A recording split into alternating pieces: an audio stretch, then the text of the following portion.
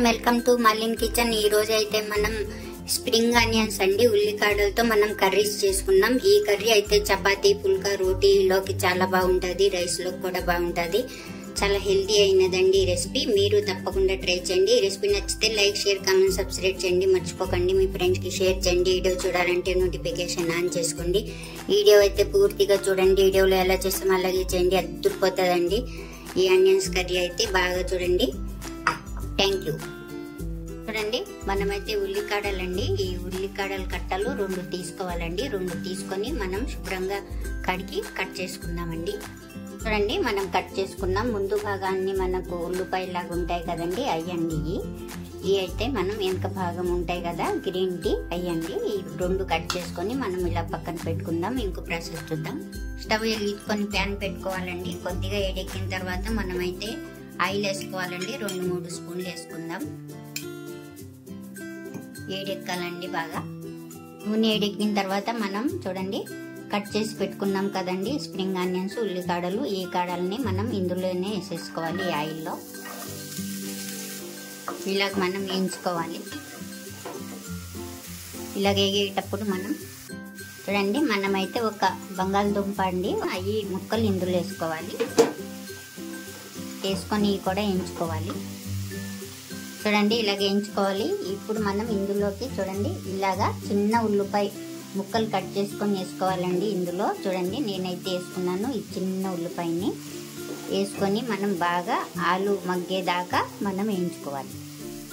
ఇలాగ వేయించుకున్న తర్వాత మనం ఇప్పుడు 1/2 టీ స్పూన్ అల్లం వెల్లుల్లి పేస్ట్ వేసుకోవాలండి.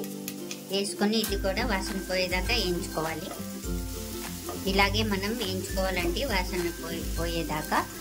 ఆలు బటాటో మనకు బాగా ఆయిల్లో వేగితేనే చాలా బాగుంటుందండి. ఇంకా కొద్దిగా వేయించుకుందాం. ఇలా వేగిన తర్వాత మనం చూడండి ఒక చిన్న టమాటా అండి, ఈ టమాటా ముక్కలు కూడా కట్ చేసుకొని ఇందులో వేసుకోవాలి.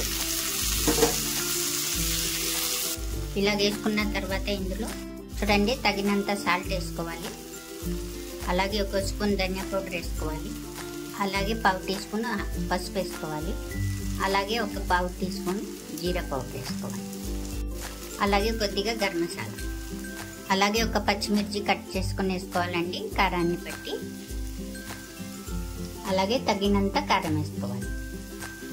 ఇలాగ అంతటిని బాగా కలిపేసుకున్నాం కదండి. కలుపుకున్న తర్వాత మనం మూత పెట్టి ఒక 2 నిమిషాలు పెడదామండి. చూద్దామండి, ఒక 2-3 నిమిషాలు అయింది. చూసారా, ఇలాగైతే మగ్గింది బాగా మనకు బంగాళదుంపలు. ఇప్పుడు బాగా కలిపేసుకోవాలి.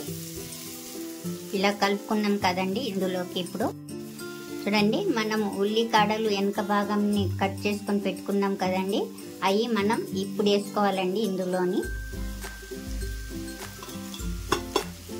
వేసుకొని ఇది కూడా మనం బాగా మూత పెట్టుకోకూడకుండా ఇలాగా మనం బాగా కలుపుకుంటా వేయించుకోవాలి. అలాగే కలుపుకున్నాం కదండి. అలాగే మనం ఒక గుప్పెడ కొత్తిమీర అయితే వేసుకోవాలి. ఇందులో వేసుకొని ఇది కూడా 2 కలిపేసి బాగా మగ్గనిద్దాం. ఇలాగ వేయించుకోవాలన్నమాట. ఒక 2 నిమిషాలు వేయించుకుందాం.